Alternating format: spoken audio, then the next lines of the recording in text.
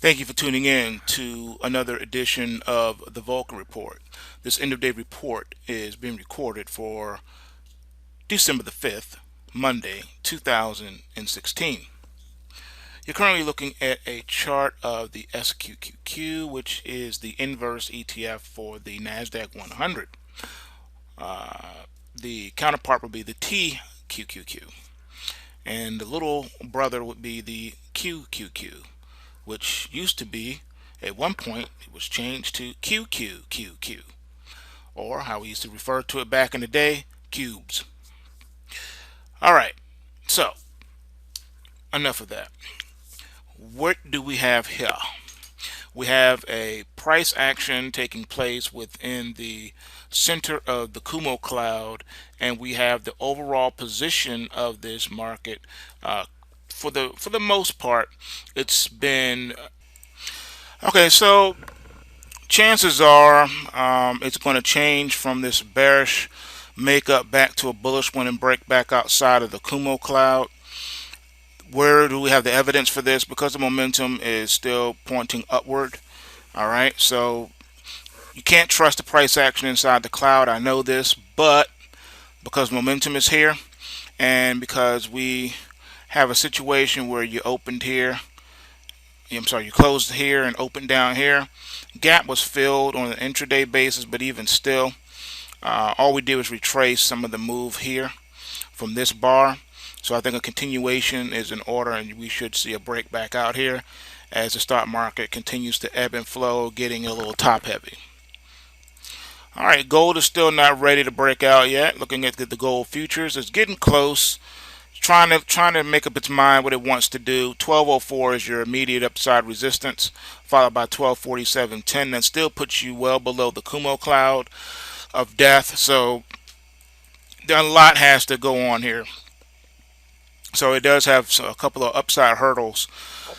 This is a well-defined bear market at this point, but I know what you're going to say. What about the pointer back here? Well, at some point that is going to have to be dealt with. So you can make the argument, but it looks like we're looking for a bottom and basing out here. So we'll have to wait and see, and only time will tell what we do and where we go from here. Looking at the ramp, you got a ramp coming up.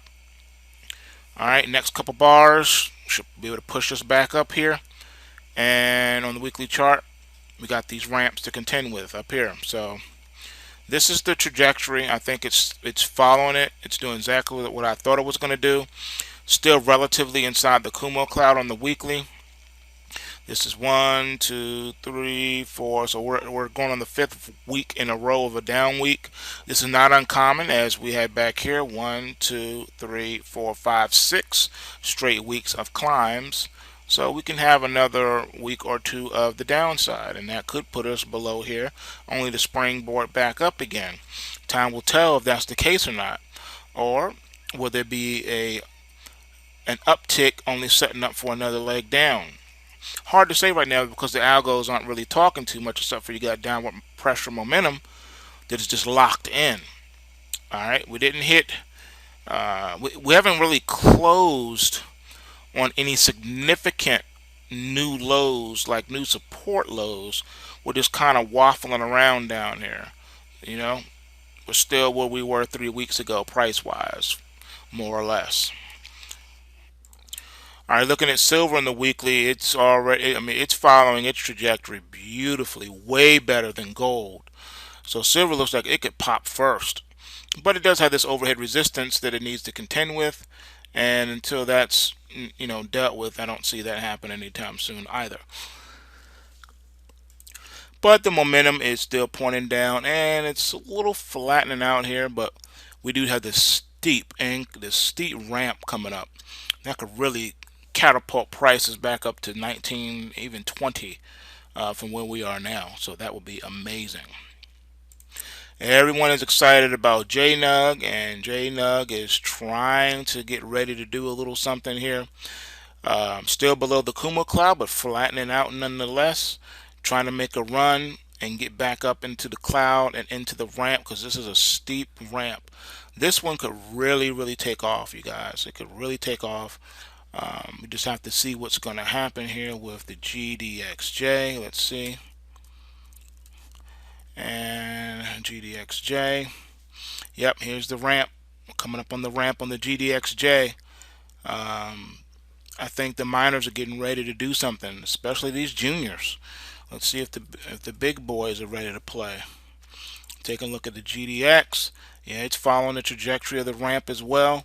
It's looking really sexy. Momentum is still down but flattening out, so this could be a nice solid base for a bottom happening inside the Kumo cloud. Only time will tell. We'll have to follow the pulse waves very closely on these. Let's take a look at what some of the shares may be doing. Let's see here. Let's look at Pretty Ricky. Alright, Pretty Ricky, same thing. Extended out and starting to elongate. It's within the Kumo cloud of death. Downward pressure on the momentum side, but it's kind of flattening out here. So these are looking ready and possibly ready to take off. Overhead resistance of $8.20 will be the immediate resistance I would see on this one. Alright, looking at, let's see, AG. Alright. Already starting to follow into the ramp. AG is looking like it's getting ready to take off. You know, it's funny because as I'm doing these videos, it gives me a chance to see some things. And this one looks really attractive. I think I might get some tickets working on this one myself for trading tomorrow. AG is looking like it's ready to pop. And if it pops, how the ramp finishes right here, there's enough air built into it and lift off to put it to 2250 easily. Alright, I can't remember always all the tickers people ask me to take a look at. So if I forget, I'll just have to, you know, do it in another video. Not to mention, I ain't gonna front. I'm tired. Alright, let's see here. Let's look at oil. Alright. Crude oil on the weekly, you see it's hitting new highs. We had a new high on the close. Very quiet so far. Nice momentum turning upward here. But I still can't, you know, help but to say that this is looking like the dollar used to look. Every time we hit 52, we crash back down again. Struggling at the 52 level. We're still in that range. From 52 all the way down to here. This is the range, folks. This is the acceptable trading range. It's established for itself. Alright, on the low end, 39 and a quarter. On the high end, 51.67. And 52 and a quarter. So we'll say 52 and a quarter. So that, I mean, that's a wide range. And it's just moving along here, not doing a lot. And it's been like this now for months. Look at this. That's a wide trading range. All you're doing is moving up and down in it. Every time you hit it, crash back down, rally back up, sideways, break out, break down, break out. It's just crazy. This market doesn't know what it wants to do. All right, let's look at this dollar. Dollar struggling to stay above par. I told you it struggles with par. Here's par. It's trying to make par the new support. It needs to do that if it's going to take off and get to the 120s and 130s and 140s again. If that happens, I have to say, all the guys have been talking about hyperinflation. Yeah, I can see that. Yeah, I can see that go-go 90s type price action coming into play. Yeah. Par needs to be the new support to make that happen.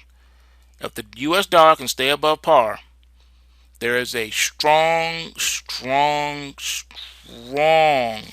possibility of hyperinflation coming to America.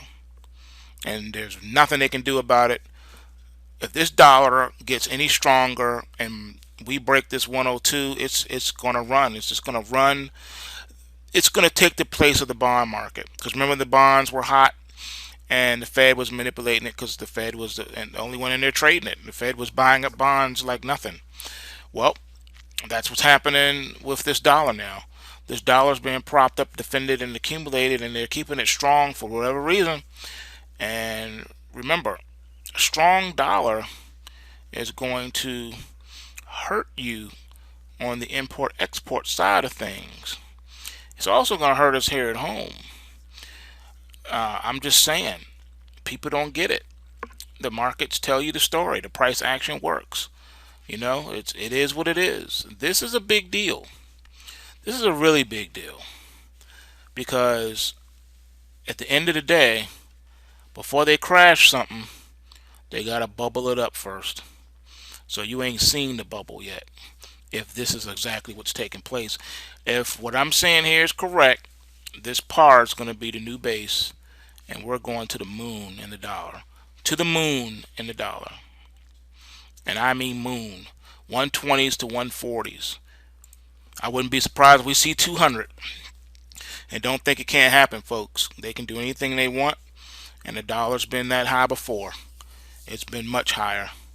So if my recollection proves me right here, serves me good, I think the highest we may have even seen was, I know it's between 140 and 170 at one point, many moons ago.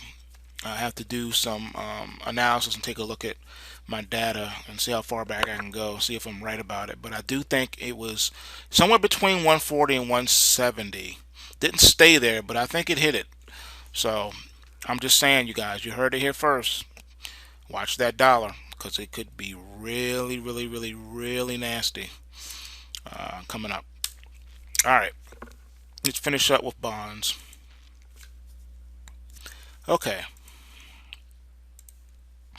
All right, on the weekly, bonds are below the Kumo cloud. We've crossed also on the trend lines, and they're starting to dip into the cloud. This is a really dangerous alert. If these trend lines drop below this cloud along with the price action, that's the beginning of a major bear market in bonds. Major bear market. We're talking skyrocketing interest rates. All right. The way this thing is looking now, we're talking powerfully too, because the market's been suppressed for so long. This translates from going from the 143 cracking below the par and getting down into the 90s and below. And it's not like it hasn't been there before, because it has. All right. Let's see if I can show you a little something here. I'm not an expert in how to do these things. Let's see. If not, I'm just gonna have to. Yeah, I'm gonna have to just do it in system output. I'll find another video, but I want to show you where bonds have been too, so you can get an idea of what's coming. These interest rates are in a danger zone of really getting to a point where the Fed won't even be able to control it. I'm just putting it out there, folks. Right now, the bond market is in trouble of sending interest rates to the moon, along with a very strong dollar. Very strong dollar. Very strong dollar. I can't emphasize that enough. And this is a very tricky situation, because then where does that put gold and silver, the precious metals? Would that make it fall out of favor even more? Would that kind of weirdness cause a frenzy in the selling of the gold market? I'm going to venture out to say, and hopefully I'll have more data within the next couple of days, but I'm going to say you're going to see gold and silver go through the roof for other reasons. Remember, the markets are illogical and can remain illogical indefinitely, far longer than you or I can remain solvent. So we have to trade what we see and act accordingly, and not how we feel and not what we think. The price action is suggesting that we're about to see gold and silver go bananas, go ballistic, and take the mining shares with it. If if the above scenario takes place, i.e., bonds collapse in price and the dollar rallies to exorbitant levels that we have not seen since the 90s, that would create an environment for the gold and silver price, along with the mining share prices, to explode with returns that will be absolutely insane. So this is a perfect storm of not economic Armageddon, but the reverse. This is the perfect storm for major wealth transfer and wealth shift if you are aware, alert, and prepared to participate. That's all I got. Come on over to pulsewavetrading.com. Learn how you and your family can participate in the perfect storm of financial outpouring that is upon us, as these markets are in a crossroad and have to make some very difficult decisions in the coming weeks. Take it for what it is, folks. Educate yourself. Hedge your physical holdings. You cannot avoid the paper markets. You need to participate in the paper markets the best way you can. And the best way you can to do that and hedge your holdings, protect your wealth and your family's wealth by coming over to pulsewavetrading.com, where I will teach you how to do that. This is the hardest thing you will ever learn how to do, but it's also the most rewarding thing that you will learn how to do. It's not for everybody. The reason why it's not for everybody is because some people are risk averse and some people are too heady to grasp and understand and overstand simple things. When it comes to trading in these financial markets, the race really is not given to the swift or the strong, but to those who endure to the end, for those who have the mental tenacity to stick with something. Leave everything you know or you think you know at the door when you enter the academy. Yes, the academy is online now. Yes, you can register to get into the academy under much prayer and consideration, because I want to help as many people as possible. This first round of the academy is not going to be tens of thousands of dollars like many other people have done when they're with their seminars and all that stuff. That's not what we're doing here. We're doing something different. I want to see if people really are strong enough to take something that's given to them and run with it. There used to be a talk on Wall Street, and I'm sure some of you have heard it, where they would call their investors and their customers Muppets.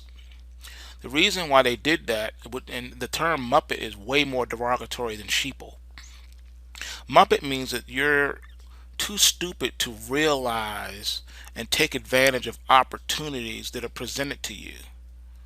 When someone takes their time and says, I want to help and show you something that's going to be valuable and worthwhile to you, and it's going to help increase your overall wealth and knowledge, that most people will not take advantage of it.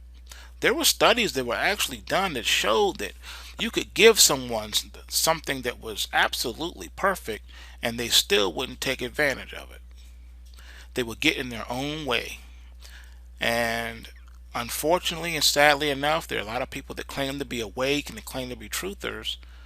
But the problem is there's so many voices screaming at you at the same time that it's hard to filter through all the nonsense. So all I'm saying is, I'm praying that people are more aware and alert than that and then they will be able to realize opportunities and take advantage of them.